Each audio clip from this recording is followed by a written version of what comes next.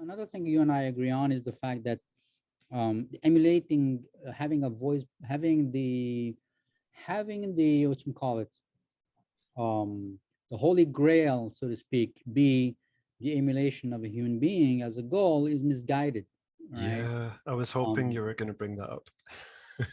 Yeah, well, we cannot have this conversation happen without bringing that up because that's an important point.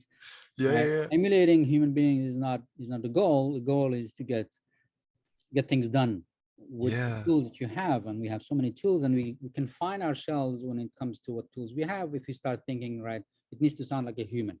And I think, and I've used it multiple times, a snippet of audio that you created within the Sonic Voices multicast. I think it was like a 3-minute,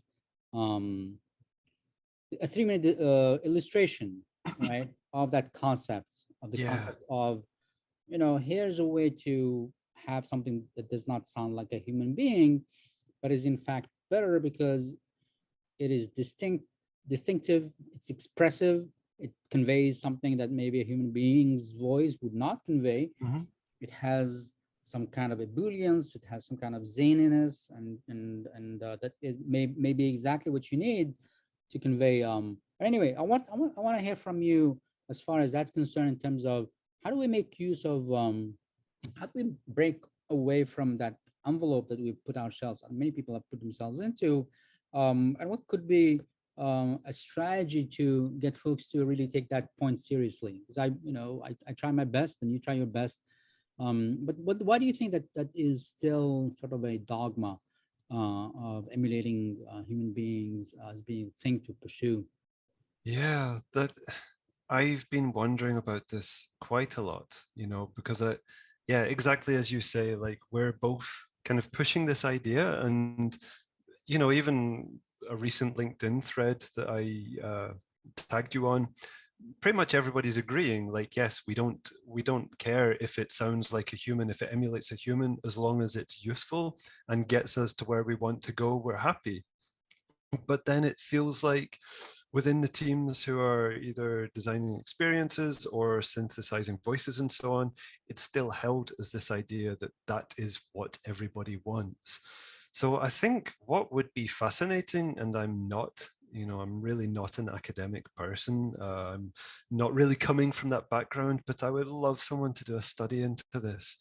Simply give, do a research, enlist participants, give them both options, either the real human voice or some kind of synthesized, clearly inhuman voice, and test people's reactions, in various scenarios, like the sensitive scenario, like giving some kind of health information or banking, these are kind of obvious ones, or just a slightly entertaining scenario, game, quiz, or something related to Netflix or something, I don't know. And, test these different scenarios and how people react to it, because I would love to see any kind of data that backs up the idea that people want or need this. Any data at all. I would love to see it if it exists, because I'd be happy to be proved wrong. But my feeling is that it's the same with, I think it's the same with a lot of the entertainment that's been based around robots, that, the idea was we want to replicate ourselves. Take Blade Runner, I don't know. Along with his Sorry. Yeah, no worries. All sorts of media, like. Can you hear me? Yeah, I can hear you. But it feels like the aim was to. I'd like to make one aspect of his thought a bit more accessible. I'm sorry. Yeah, no worries. I can hear you now. There was some extra. There was some video that I clicked on accidentally. We'll edit this thing out. But go ahead. Yeah, no problem. Yeah, I would love to see data on this. To understand if people actually do want this, because I feel like it's almost it's almost like this kind of one-upmanship that like, hey, ours is more human than yours, you know, like we're doing better. This is a better example of the state of the art. Whereas, and I think really we're talking about millions, perhaps billions of dollars being spent in that area of getting more and more human. And it's like, maybe we should just stop and work out if that's what we really want or need, because maybe, you know, as you say, like this is a new thing. uh Conversational design, and specifically voice bots, this is not a technology that is based on experiences we have in the past. We're really, I don't know if I'm going too far with that, but essentially we're creating a new mode of interaction with technology.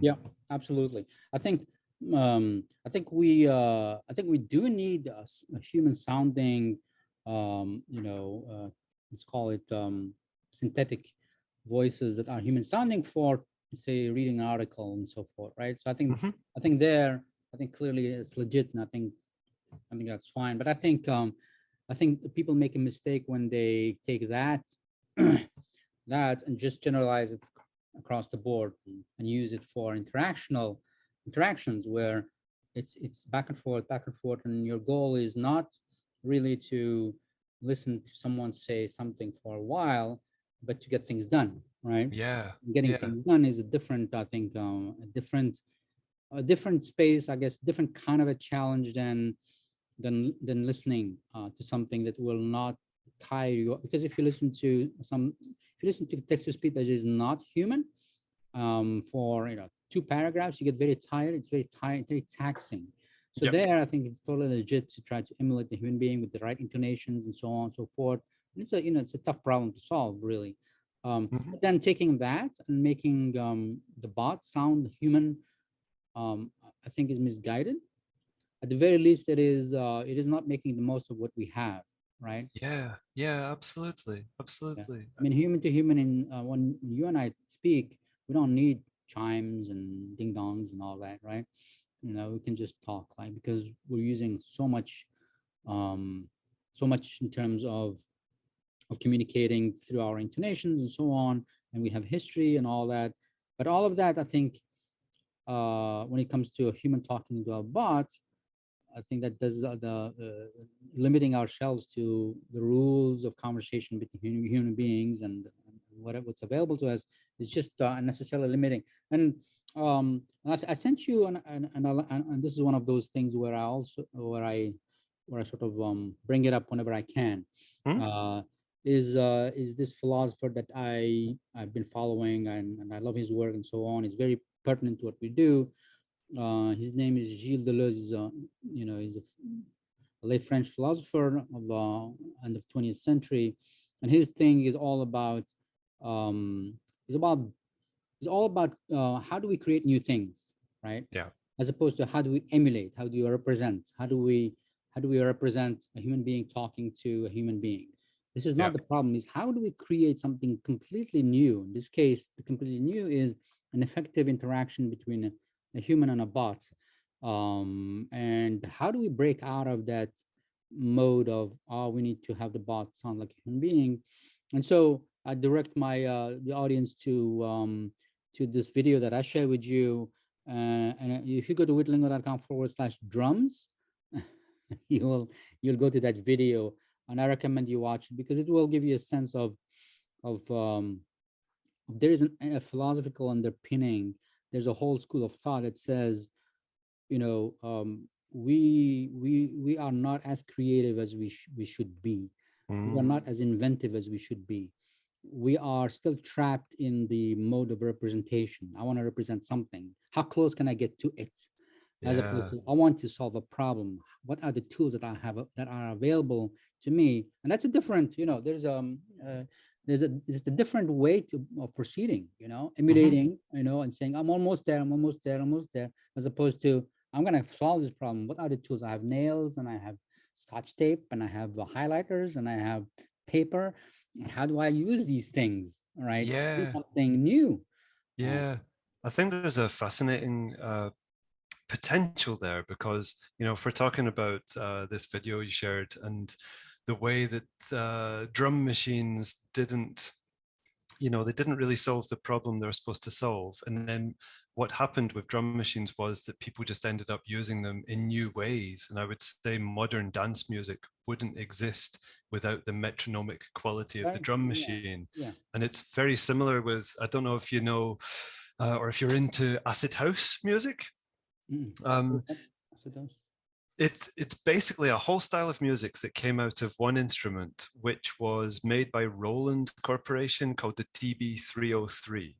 And this instrument was designed to eliminate the need for a bass player. You know, the idea was, oh, the bass is easy, it's just repetitive, it's just, you know, playing the root notes of the music. You don't need someone to do that, just use the machine. And the thing is, the machine was utterly awful at that. Like, really, it didn't sound like a bass, you know, it didn't sound like a real electric bass guitar or an upright or anything like that.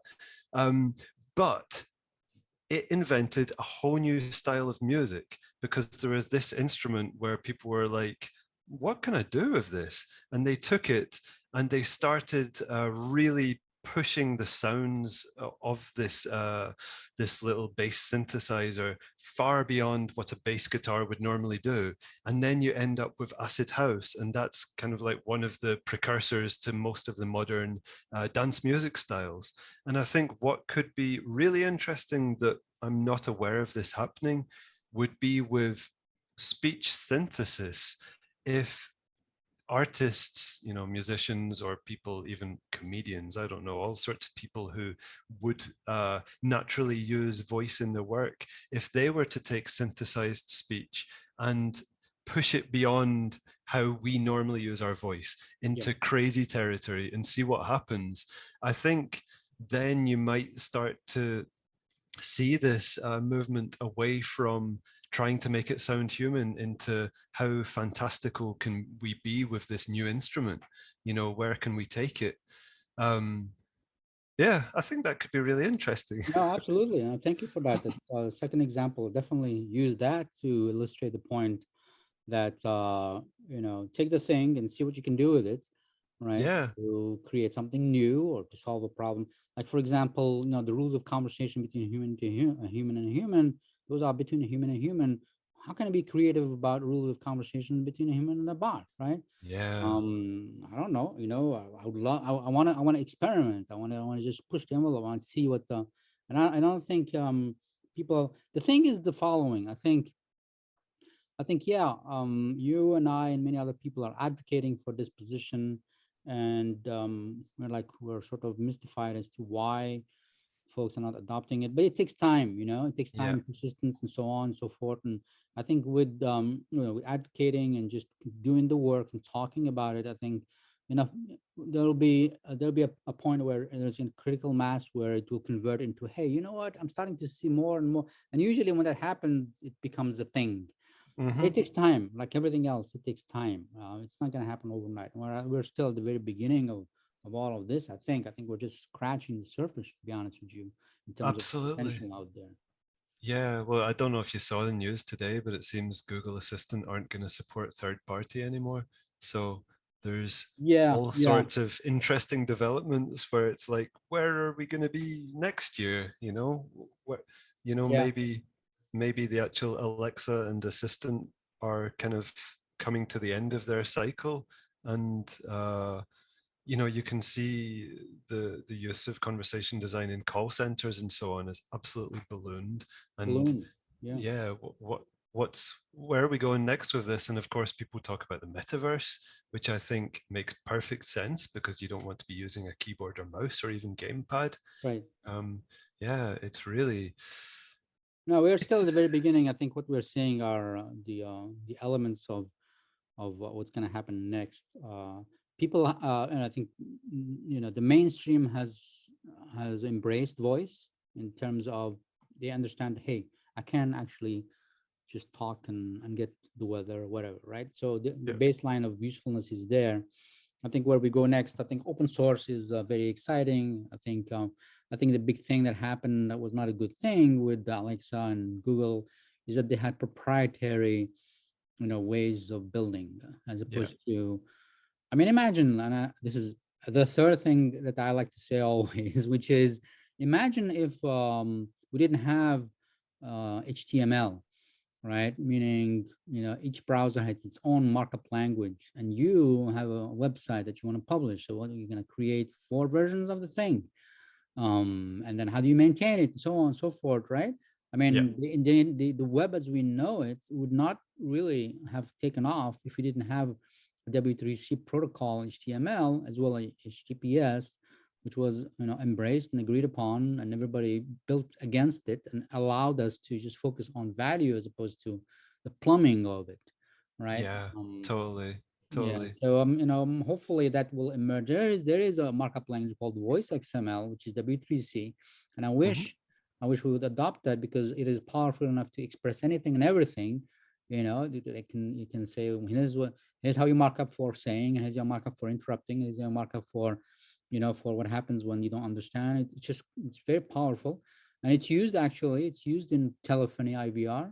People Okay. do write documents, do write experiences in Voice XML, and it always mystified me as to why Amazon did not adopt Voice XML. They adopted their own little thing, that they created from scratch, and they solved some problems well, and others not well at all.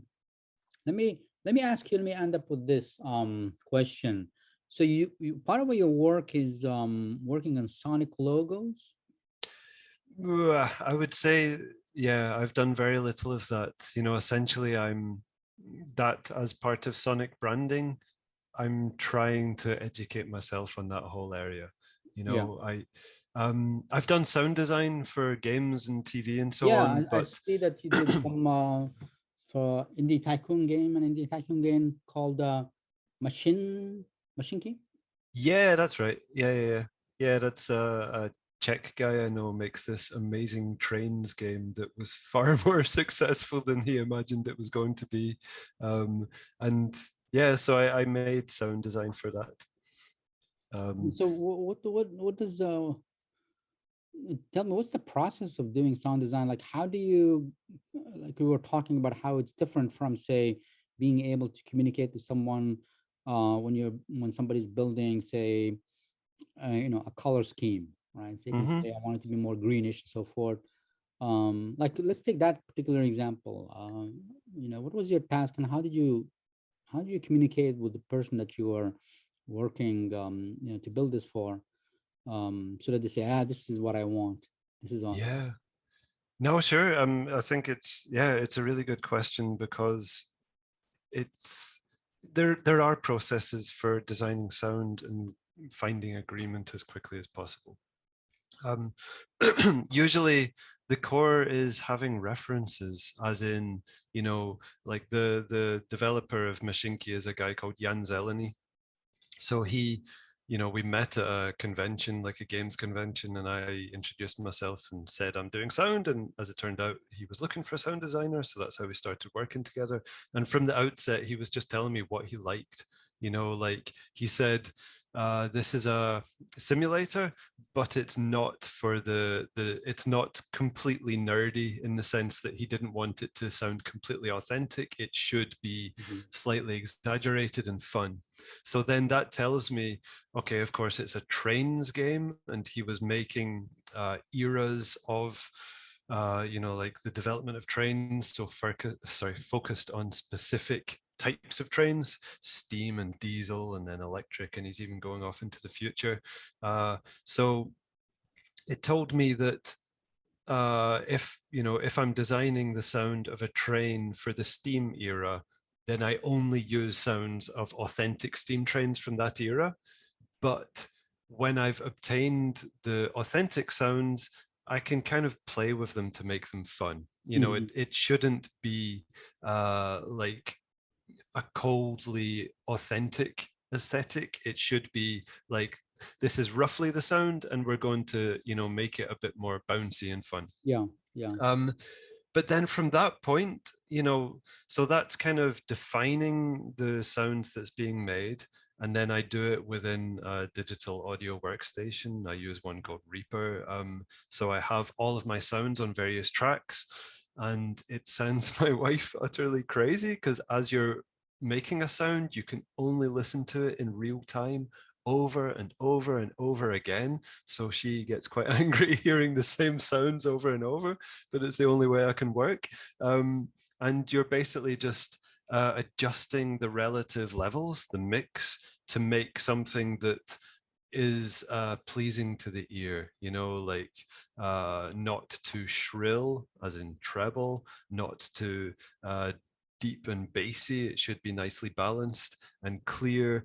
And as you're doing that, a good thing to do is to listen to other examples of similar games, similar products, and check that what you're making is in the ballpark, like not copying, but sounds competitive. Sounds like it definitely shouldn't sound worse. It should sound like a very good example of what the other team have done. Yeah. But definitely not to copy, because that's a very bad road to go down. And so, yeah, and then it's basically a case of constantly iterating it with the developer, hopefully as few times as possible. Like most sounds are 1, 2, or 3 iterations. If you go more than 5, then it's the wrong job for you. You know, you shouldn't be on that project. And yeah, it's really, that's the way. And then the sounds, once you've agreed that they're ready, they get implemented and tested, and things might need updated. And the best way to present your work to the client is, like, you know, working on Machinki, I would take a screen grab video of the game and apply my sound design to that screen grab, so that Jan can then hear it in context and make sure like what I've done fits straight away without him having to imagine the sound in his game. Yeah. So that's kind of it. It's like it involves a lot of communication, and really like the key is references, you know, with him saying to me, I like this, I don't like this, here's some examples, and then I go and interpret those examples into something new, considering everything that his game is and needs to be. So yeah, it often goes that way. Yeah, it sounds like a lot of back and forth and listening, which is a different way, I think. Different way. There are similarities, but different way than working with the visual, right? Yeah, I think critical. yeah, right. Sorry, I was just going to say critical listening is a massive Yeah, skill, and you, as someone who is in a band, will have developed it. You know, if at any point you've had to listen to the same thing over and over and criticize it, you yeah, develop the ability to hear things, which isn't, you know, we don't start there. We need to develop it. We need to work on this. yeah. And I know what's interesting is with audio. It feels to me that that intuition somehow plays a bigger role. Like that's it. That's the sound I wanted, right? Yeah. Which is I mean maybe color scheme perhaps to the same, but it feels to me that I have much more. I need to draw much more from my gut feel when it comes Yeah. to audio than the visual. You know, Yeah. Yeah. like it hits the spot. Okay, that's the sound I want. Right. Let's work with that. Doesn't mean Yeah. that we have it, but we are close to it. Right. Yeah. So intuition feels like plays a much bigger role. So Ben McCulloch, I can't believe that the hour is up. It's been Um, quick. quick and Yeah. hopefully painless. So where we Totally. find tell the folks there will be a page with all your social properties and all that, but somebody's watching, listening, where would they go to find out more about you? What would be the best place? Sure, thanks. I'm on LinkedIn a lot. I have a Twitter, and I feel like I'm kind of a ghost on Twitter. You know, I'm there, but people don't really interact with me there. So the best place is LinkedIn, and my portfolio as well, which is conch.design. Currently updating it. It should be released in the next week or so. How do you spell it? Is Yeah, it French? CRUNES? CONCH, like the shell. I had a very nicely overdeveloped idea of why I picked that name, but I haven't really developed. It was going to be a skill making little startup, and I never actually did it. So I'm probably going back to benmcculloch.com. Anyway, both addresses will link to the same site. Okay. Yeah, so that's the best place. And yeah, I'm always happy to speak to people. I think the only way that we're going to be able to make some of these ideas mainstream is through constant discussion and showing people the potential. So Absolutely. I'm always Absolutely. up for that. Well, thank you. Thank you so much for your time, Ben. I learned a bunch of things here, took a lot of notes. So thank you Cool. for that. Yeah, and please, if you want to develop any of these, like talk about them more, or ask me about anything else I spoke about, I'm always happy. Absolutely, absolutely. And for the audience, this guy is an expert. So reach out Thanks. to him. If you need anything that has to do with audio, Ben knows what it is all about. Trying. Both in terms of audio as such, like logos and all that, but also within the context of conversational design. Ben McCulloch, thank you so much for your time. I appreciate it very much. Thanks, Ahmed. Likewise. Take care. You too.